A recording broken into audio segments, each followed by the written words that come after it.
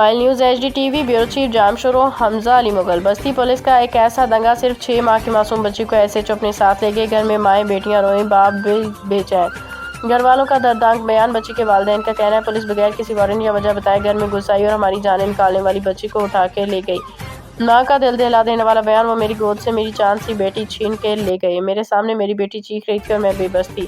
واقعے کی خبر پھیلتے ہی سارا علاقہ سکتے میں آ گیا۔ رشتہ داروں، پڑوسیوں نے فوری طور پر بچی کو واپسی کا مطالبہ کیا۔ ان کا کہنا ہے کہ اگر بچی فوراً واپس نہ کی گئی تو سڑکوں پہ اتر آئیں گے۔ احتجاجیوں کے مطالبے میں آگ ہے، بچی کو فوری واپس کیا جائے۔ SHO تمام ملوث اہلکاروں کے خلاف فائر کیا جائے۔ DPO خود آگے معافی مانگے۔ رائل نیوز کا سوال، کیا پولیس کا یہ فعل انسانی حقوق کی سنگین ترین انحراف کے مترادف نہیں؟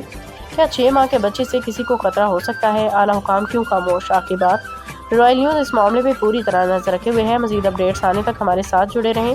Royal news H D T V, خبر جو دل تک پہنچے۔